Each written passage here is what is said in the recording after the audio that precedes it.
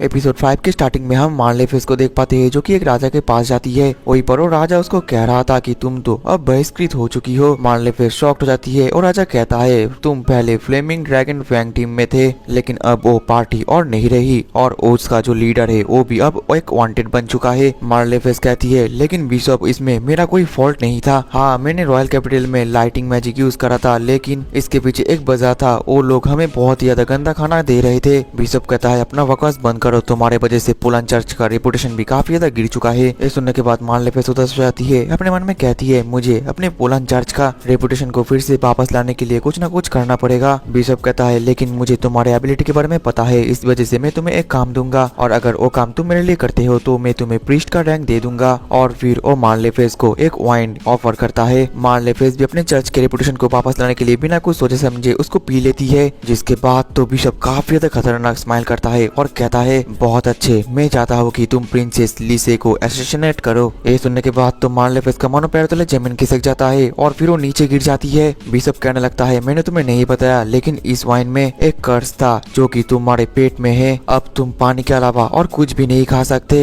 और 1 महीने बाद तुम भूख के मारे मर जाओगे, लेकिन अगर तुम अपने काम में सफल रहे तो फिर तुम्हें इस कर्ज से मुक्त करा जाएगा। मार्लेफिस के पास और कोई ऑप्शन नहीं होता, वो कहती है कि मैं अपने लाइफ को आपको सौंप देती हूँ। अब अगले दिन में हम मार्लेफिस को देख पाते हैं जो कि एक मैजिक सर्कल के ऊपर लेटी हुई थी और उनकी हालत काफी ज्यादा खराब था। वहीं पर उसके पास तो डेमोन लॉर्ड भी था, जो देखकर मार्लेफिस बहुत ही ज्यादा हैरान हो जाती है। दूसरी तरफ हम गुरुत और बाकी सबको देख पाते हैं जहाँ पर कि वो लोग ब्रेकफास्ट कर रहे थे। वहीं पर यूलिशिया अपने मन में सोच रही थी कि अभी तक लीजे का पता उसके दुश्मनों को नहीं पता चला और ना ही उसके ऊपर कोई भी कर्ज करा गया। आखिरकार इसके पीछे का कारण क्या हो सकता है। वहीं पर लीजे और यूलिशिया दोनों एक गुरुत का बनाया गया खाना को काफी ज्यादा एंजॉय करते हैं। दूसरी तरफ जो मिमिको थी वो तो पूरे शहर में अपना वेब मैजिक फैला देती है। इससे अगर कोई भी दुश्मन कुछ भी करने की कोशिश करे तो जल्दी ऑफिलिया को पता चल जाएगा। वहीं पर लीजे को खाना इतना ज्यादा पसंद आता है कि वो कहती है अगर मुझे फिर से किसी ने कर्ज कर दिया तो फिर से मेरे लिए वही पोरेज बनाना, वो काफी ज्यादा टेस्टी था। कुरुतो कहता है कि हाँ मुझे सुनकर अच्छा लगा, लेकिन अभी तुम्हारे ऊपर और कोई कर्ज नहीं कर पाएगा। ये सुनकर वो दोनों शॉक्ड हो जाते हैं, पूछने लगते हैं लेकिन आखिरकार ऐसा क्यों। वहीं पर यूलिसा पूछती है तुमने तो कहा था कि कर्ज के आसपास बैरियर बनाना काफी ज्यादा मुश्किल है। कुरुतो कहता है कि हाँ मैंने कहा था क्योंकि मैं कर्ज के आसपास बैरियर नहीं बना सकता। दूसरी तरफ हम और 2 अनजान शख्स को देख पाते हैं जो कि प्रिंसेस लिसी के ऊपर फिर से कर्ज करने की कोशिश करते हैं और वो जैसे ही एक करता है तो ऑफिलिया को जल्दी पता चल जाता है क्योंकि उसका वेब मैजिक अच्छी तरीके से काम कर रहा था और वो काफी ज्यादा डर जाती है। दूसरी तरफ कुरुतो कह रहा था कि ये जो पूरा मेंशन है ये मैंने ऐसे बैरियर से बनाया है कि ये कर्ज को रिफ्लेक्ट कर देता है, लेकिन इसमें मैंने थोड़ा सा ट्विस्ट डाला, अगर कोई भी कर्ज करने की कोशिश करा तो इस मेंशन से वो कर्ज रिफ्लेक्ट होकर उस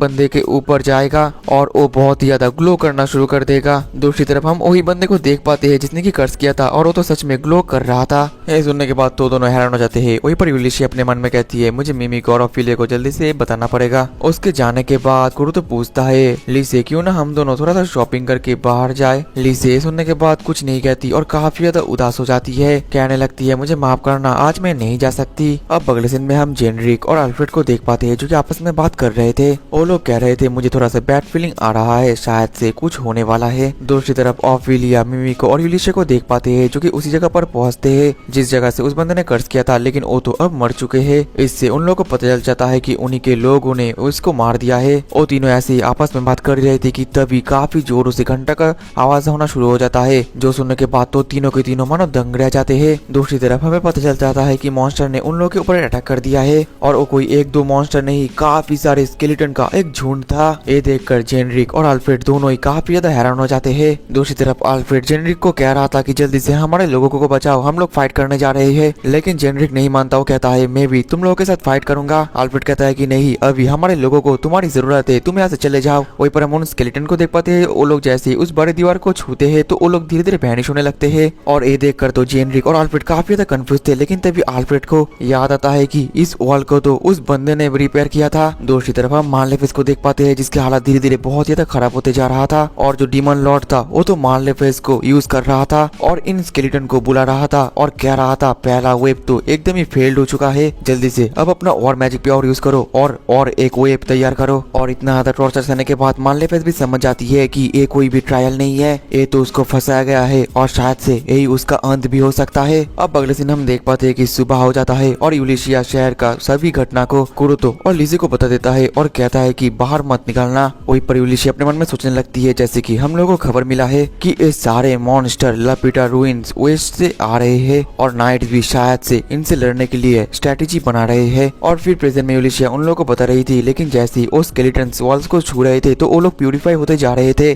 कुरुतो कहता है हमारे विलेज में तो एक कॉमन है, हमारे विलेज में हर एक वॉल में ऐसा प्यूरिफायर लगा हुआ है। लीजे तो सुनकर और भी ज्यादा इम्प्रेस्ड हो जाती है। वहीं पर यूलिशिया अपने मन में हंसती है और कहती है तो फिर वो वॉल्स को कुरुतो ने रिपेयर किया था, लेकिन हम लोग ज्यादा देर तक उन स्केलेटन को होल्ड अप नहीं कर सकते। मेरे दिमाग में शायद से एक आइडिया आया है। और फिर वो कहती है कुरुतो और लीजे घर से बाहर मत निकलना, मैं अभी वेस्ट में जा रही हूँ उस जगह पर जैसे ये सभी स्केलेटन आ रहे हैं। कुरुतो कहता है मैं भी आऊंगा। कुरुतो थोड़ा सा उदास हो जाता है, कहता है मुझे माफ कर देना, मुझे पास तो कॉम्बैट स्किल ही नहीं है। यूलिशिया फिर उसके कान में कहती है ऐसी बात नहीं है, अगर तुम मेरे साथ चाहोगे तो लीजे का देखभाल कौन करेगा। कुरुतो फिर खुश होकर कहता है लीजा तुम चिंता मत करो, मैं तुम्हारे साथ ही हूँ। और सुनने के बाद तो लीजे काफी ज्यादा खुश हो जाती है। फिर हम देख पाते हैं कि यूलिशिया एक कमरे में आती है जहाँ पर वो कुरुतो का बनाया गया मैजिक क्रिस्टल को देखकर काफी ज्यादा खुश हो रही थी। दूसरी तरफ हम उन मॉन्स्टर्स को देख पाते हैं कि जो कि चारों तरफ से उन लोगों को घेर लेते हैं। वहीं पर जेनरिक और अल्फ्रेड तो अभी भी प्लान बना रहे थे, लेकिन तभी वहाँ पर यूलिशिया, मिमिको और ऑफिलिया आ जाती है। अल्फ्रेड कहता है बहुत टाइम के बाद यूलिशिया तुमसे मिलकर अच्छा लगा, लेकिन आखिरकार ये दोनों कौन है। यूलिशिया फिर उन दोनों का परिचय भी उन लोगों को दे देती है। यूलिशिया फिर कहती है अल्फ्रेड मेरे पास एक बहुत ही अच्छा आइडिया है। जेनरिक मैं चाहती हूँ कि तुम और तुम्हारे लोग मॉन्स्टर का ध्यान भटका कर रखे और इसी मौके का फायदा उठाकर मैं उस वेस्ट में रियून में जाऊंगी जहाँ से कि ये सभी मॉन्स्टर आ रहे हैं। अल्फ्रेड शॉक्ड होकर कहता है लेकिन वहाँ पर तुम अकेली जाओगी,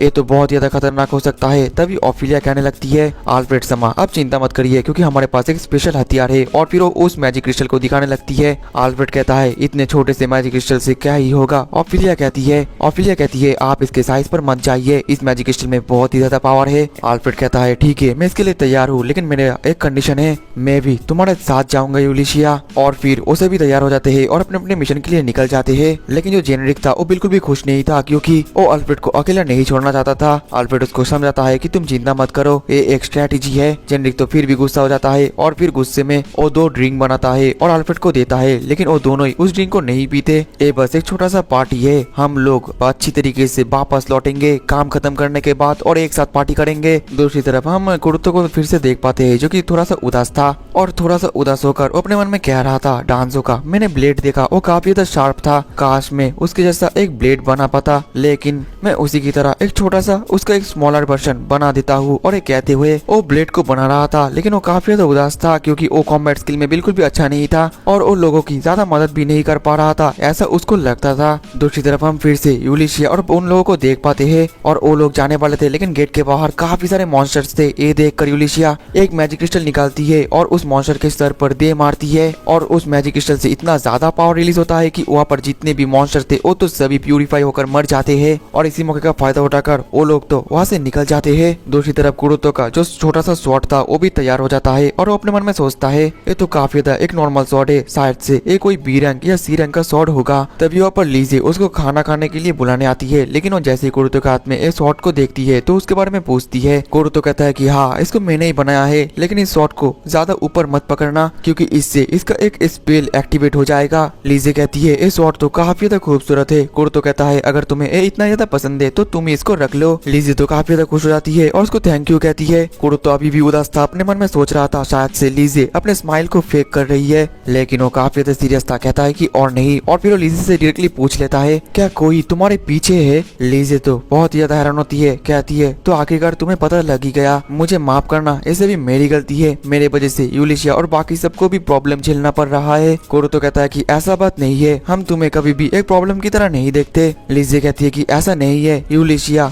अपने जान को रिस्क पर डालकर वेस्ट के रियून में जा रही है। कुरुतो कहता है क्या वही पर ही वो जो बंदा है वो तुम्हें टारगेट कर रहा है। और वेस्ट के रियून के नाम सुनने के बाद कुरुतो को याद आता है कि जब वो फ्लेम ड्रैगन फैंग टीम में था तब वो लोग एक बार वेस्ट के रियून में गए थे और उसको लगने लगता है कि वहाँ पर तो एक स्क्रॉल लिंक था, तो शायद से यूलिशिया भी उस क्रॉल लिंगे को हराने के लिए गई है। और फिर वो उदास होकर नीचे बैठ जाता है, कहता है मेरे पास पावर नहीं है, तुम मेरे लिए बहुत ही प्रीशियस हो, फिर भी मैं तुम्हें प्रोटेक्ट नहीं कर सकता। ये सुनने के बाद तो लिजी काफी ज्यादा ब्लश करने लगती है और कहती है क्या मैं आपके लिए प्रीशियस हूँ? कुरुतो कहता है कि हाँ, तुम, यूलिशिया और साकुरा मेंबर के सभी लोग मेरे लिए प्रीशियस है। लिजी को रियलाइज होता है कि ओ तो तुम ऐसे बोलना चाहते हो। कुरुतो फिर उदास होकर बहुत देर तक सोचता है और फिर कहता है कि हम ऐसे ही यहाँ पर नहीं बैठ सकते।